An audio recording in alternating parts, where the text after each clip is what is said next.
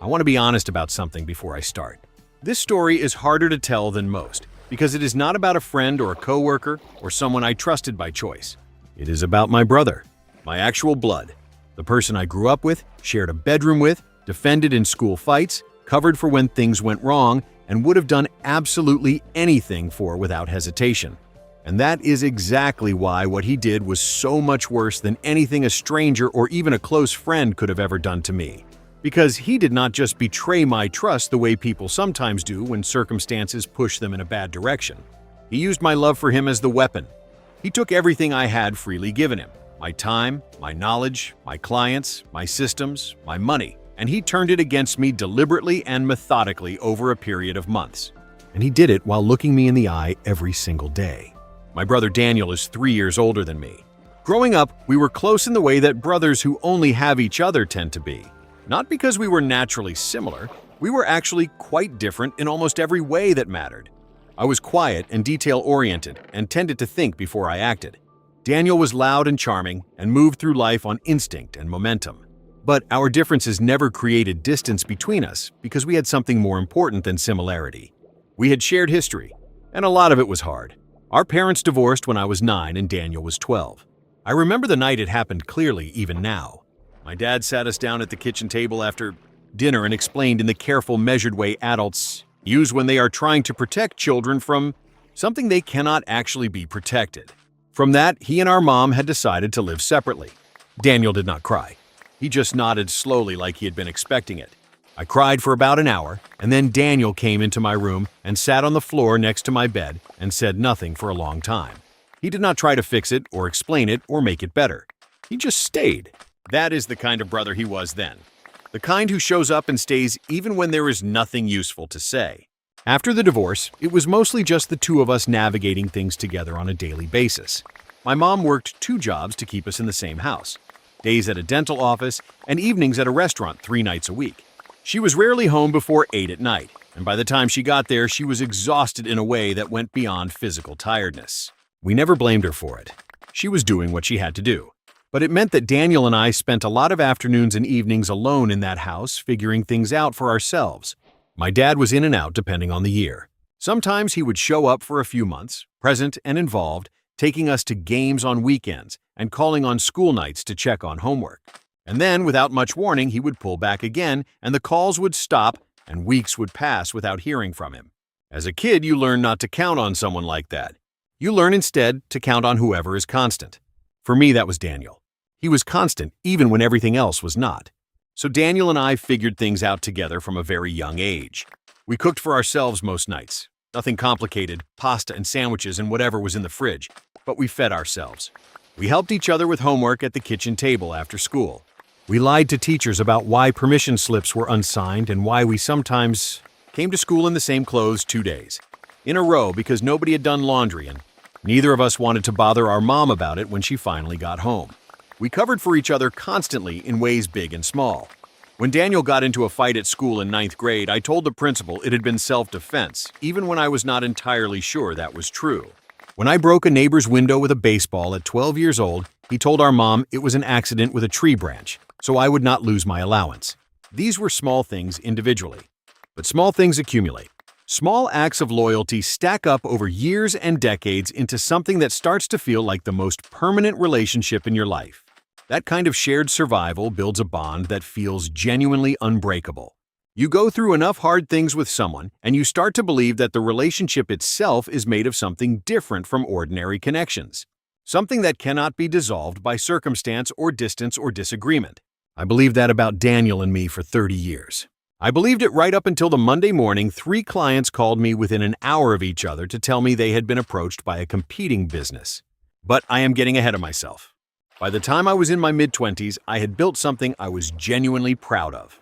Nothing flashy or dramatic, just a small but profitable landscaping and property maintenance business. I had grown over 6 years from a second-hand truck with a cracked windshield and a lawnmower I bought off Craigslist for $250 into a company with 8 full-time employees and commercial maintenance contracts with several properties across our city.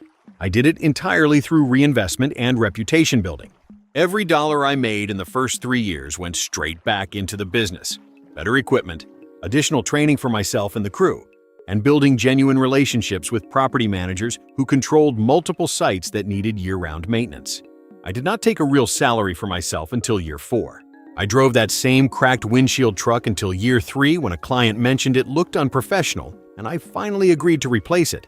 I worked 7 days a week for the first 2 years without exception, and 6 days a week for the 2 years after that. There were entire seasons where I questioned whether any of it was worth it. Winter months when outdoor contracts paused and cash flow got uncomfortably tight, and I sat at my kitchen table at midnight, running numbers and wondering if I had made a fundamental mistake by choosing this over a stable salary job somewhere with benefits and predictable income. But I kept going every time, and slowly, gradually, the reputation built itself around the consistency. Property managers started referring me to other property managers. One commercial contract led to introductions to 3 more. The business started to feel real and permanent, in a way that the difficult early years never quite did. By year 6, I had 8 employees I genuinely respected and trusted, a fleet of 4 company trucks, a storage facility for equipment, and enough recurring contract revenue to feel financially secure for the first time in my adult life. My name meant something in that specific industry in our city. People called me not because I was the cheapest option, I was not, but because they knew the job would get done correctly and on time, and that if anything ever went wrong, I would address it immediately without argument or excuses. That reputation took 6 years of consistent work to build. It was the most valuable asset my business had. More valuable than the trucks or the equipment or the physical contracts themselves. It was also the thing Daniel ended up understanding the least. Because reputation cannot be copied. It can only be earned. And earning it requires exactly the kind of sustained grinding effort that Daniel had always found difficult to maintain. Daniel had always struggled to find stable footing in his professional life, and I'd always made excuses for it in my head. He was 3 years older than me, which meant he had navigated the worst of the divorce years and the instability of our early teenage period without me being old enough to fully share the weight of it with him. I think those years left marks on him that looked different from the marks they left on me. He emerged from them with a restlessness that never fully settled. He had tried a number of different things through his 20s. An inside sales job at a software company that lasted about 18 months before he had a conflict with his manager and resigned. A stint doing construction project management that ended when he fell out with a site supervisor over something that was honestly probably 50% each of their fault. A brief period where he became convinced he was going to make serious money buying and flipping used cars, which resulted in him losing approximately $4,000, a reliable vehicle, and a friendship with the guy who had convinced him to try it.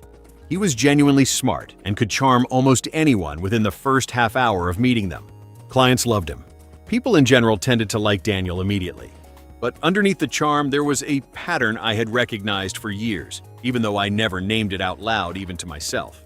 He was exceptional at starting things and genuinely poor at sustaining them. The moment something stopped being exciting and started requiring the unglamorous daily grind of maintaining something difficult, he found reasons to move on. New opportunity, difficult coworker, market timing. There was always a reason that was technically true and never the whole story. I told myself this was circumstance rather than character, that he had never had the right environment or the right support structure or the right opportunity that matched his particular strengths. I believe that the way you believe things about people you love, not because the evidence fully supports it, but because the alternative interpretation is too painful to sit with for long. So when Daniel came to me at 31, more focused and serious than I had seen him in years, and asked if he could come work with me, I said yes immediately and without conditions. No formal employment contract beyond basic paperwork. No defined boundaries around what information he could access. No agreement about what would happen if he ever chose to leave. Just brothers building something together because that is what brothers do. He was family. What would we need formal protections for between family? That single decision, choosing trust over process in a way that felt natural and right at the time, ended up being the most expensive mistake of my professional life. I started Daniel on a fair salary doing general site maintenance work and client communication support. He picked things up faster than I honestly expected him to. Within 3 months, he was managing the scheduling logistics for 2 of our larger commercial accounts. Within 6 months, 4 clients were specifically requesting him as their primary point of contact because they appreciated his communication style and responsiveness. I was proud of him in a way that felt like vindication, like proof that I had been right about him all along and that he had just needed the right situation. I started bringing him deeper into the operational side of the business. I showed him the pricing structures I used and how I calculated profit margins for different contract types. I introduced him to the suppliers I had built relationships with over 6 years and explained the terms I had negotiated based on consistent volume and reliable payment. I walked him through the client relationship management systems I had built, which property managers wanted frequent updates, which preferred to be left alone unless something went wrong, which accounts had seasonal needs that required proactive outreach weeks in advance.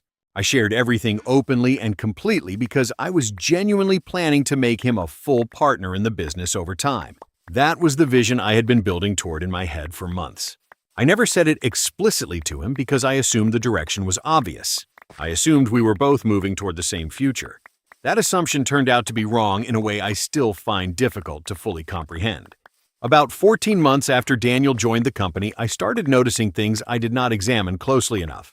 A supplier I had worked with consistently for 4 years mentioned in passing during a routine call that someone had contacted them asking detailed questions about minimum order quantities and volume pricing tiers. He assumed it was one of my employees doing research for an upcoming project. I assumed the same and forgot about it by the end of the day. A property manager I had a strong, long-standing relationship with seemed slightly off during a routine check-in call. Not unfriendly exactly, but less warm than usual in a way I could not specifically identify. I told myself she was having a difficult week. A piece of equipment disappeared from our storage facility for about 8 days and then reappeared without explanation. I asked Daniel about it directly, and he said one of the crew members had borrowed it for a personal side job and returned it quietly to avoid getting in trouble. I accepted that explanation without following up further. Looking back at each of those moments individually, they were all explainable. Together, they were a pattern I chose not to read because reading it would have required me to consider a conclusion I was not ready to face. Then came the Monday morning in March that changed everything. I received 3 phone calls within 50 minutes of each other. The first was from a property manager named Greg, who I had worked with for nearly 3 years. He was apologetic but direct. He had received a detailed proposal from a new company offering the same scope of services we provided at a rate approximately 8% lower than his current contract with us. He was seriously considering switching and wanted to give me the opportunity to respond first out of respect for the relationship we had built. I thanked him and asked the name of the company that had approached him. He said Daniel & Sons Property Services. I thanked him again and told him I would get back to him. I hung up. The second call came 11 minutes later from Linda, a property manager I had worked with for 4 years on a large mixed-use commercial property. Same story, same company name. The third call came about 20 minutes after that from a commercial property management group that controlled 2 of my larger accounts simultaneously. Same story, same name. I sat completely still at my desk for about 20 minutes after that third call ended. Just sat there. The name kept going through my head on repeat. Daniel & Sons Property Services. Daniel & Sons, named after my brother Daniel, who was currently on my payroll, currently driving one of my trucks, currently being paid a salary by me out of the revenue I had spent 6 years building. I did not call him. I did not drive to find him. The first call I made was to my lawyer. I explained the situation calmly and asked what my options were. Then I spent the remainder of that day and most of the following day going through every record I could access. Bank statements, credit card transaction histories, equipment inventory logs, client communication records pulled from our shared systems. What I found over those 2 days transformed the initial shock into something colder and more clarifying. Daniel had formally registered his competing business 4 months before I found out about it. 4 months of operating a competing company while employed full-time by me and collecting his full salary every 2 weeks. He had used a company credit card I'd added him to for legitimate. Operational expenses to purchase? Over $3,000 worth of equipment. For his own business across multiple transactions that had been disguised as routine supply purchases. He had accessed our complete client database and sent personalized proposals to at least 11 of our accounts using our exact service descriptions and our precise pricing model as a baseline, undercutting each proposal by a small enough margin to be attractive without appearing suspiciously low. He had contacted our primary suppliers using language that implied he was acting on my behalf to get pricing information for his own company. He had used 2 of my crew members on jobs for his company on days when I believed they were doing preparation work for upcoming contracts. The scale and the deliberateness of it was staggering to process. This was not a spontaneous decision made in a moment of desperation or poor judgment. This was a plan. Built carefully, executed methodically over 4 months. While he sat at my kitchen table on Sunday evenings, eating dinner and asking how business was going. I terminated his employment that week through a formal letter delivered by my lawyer. I reported the credit card misuse to the relevant authorities with complete documentation. I then personally contacted every single client he had approached. I was careful and professional in those conversations. I did not speak negatively about Daniel or make it emotional. I simply explained that a former employee had improperly used confidential client information to solicit their business, and that I wanted to address any questions or concerns they had directly. 7 of the 11 clients chose to stay with me. 4 had already signed contracts with Daniel's company, and I accepted that and let those relationships go. I focused entirely on rebuilding with the 7 who stayed, and on pursuing new contracts to replace the 4 I had lost. Daniel sent me a single text message approximately 2 days after receiving his termination notice. It said that I was being dramatic. That competition was a natural and healthy part of business. That I should honestly be proud of what I had taught him. I read it twice. I put my phone down. I went back to work. I did not respond. I have not spoken to him since that message, and I do not expect that to change. The 8 months that followed were the most draining of my professional life. Not because the business was in genuine danger of failing. The foundation I had built over 6 years was solid enough to absorb what had happened.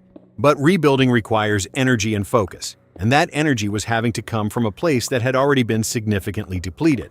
I was simultaneously managing the legal process around the credit card misuse, maintaining existing client relationships with extra attention to prevent further losses, actively pursuing new contracts to replace the ones I had lost, managing a team of employees who had questions and concerns about what had happened, and doing all of that while carrying the grief of what I can only describe as losing a brother.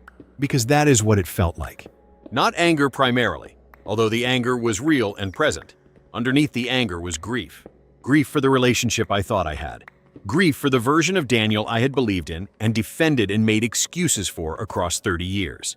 Grief for every time I had told myself his patterns were circumstance rather than character, and every time I had been wrong about that and refused to see it clearly. His company did not last. Running a business built on borrowed systems, stolen client relationships, and someone else's 6-year reputation without the discipline or the genuine earned trust to sustain it is not a viable long-term strategy. He cut corners on jobs the way he always had when things became difficult. He lost clients.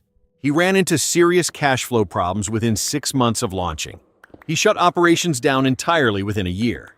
I heard about it through a cousin who mentioned it casually in conversation without knowing the full story behind it. When I heard, I sat with the feeling for a moment and tried to identify what it actually was. It was not satisfaction. It was not relief exactly. It was something quieter and more final. Like the moment a very long storm finally passes and everything goes still and you realize the noise has stopped. My business recovered fully within about a year of everything happening. I replaced the 4 lost accounts with 3 new commercial contracts that were larger in scope than what I had lost. I promoted my longest-serving crew member to an operations manager role that freed me to focus on growth rather than daily logistics. The business today is in better shape than it has ever been at any point in its history, built entirely on my own foundation, without shortcuts, without anyone else's systems or relationships to rely on. Just the work. There are people in my family who believe I should reconcile with Daniel. That regardless of what happened, he is still my brother. And that family is family in a way that should ultimately supersede even serious betrayal. That maintaining a permanent estrangement causes its own kind of damage to a person. Maybe there is truth in that. I have thought about it more times than I can count across more late nights than I want to remember. But here is where I always arrive when I think it through completely. Daniel did not make a mistake. He did not act impulsively in a moment of weakness or financial desperation. He made a plan. He gathered information deliberately over months. He executed that plan carefully and consistently while maintaining the appearance of loyalty and gratitude. He looked at 30 years of shared history and every sacrifice I had made for him, and every time I had shown up and defended him and chosen to believe in him, and he calculated, consciously, deliberately over 4 months, that taking from me was worth more to him than any of that. You do not accidentally arrive at that calculation. There is no version of that story where it was a mistake or a lapse in judgment. It was a choice, a sustained and deliberate one, and I have made mine in response.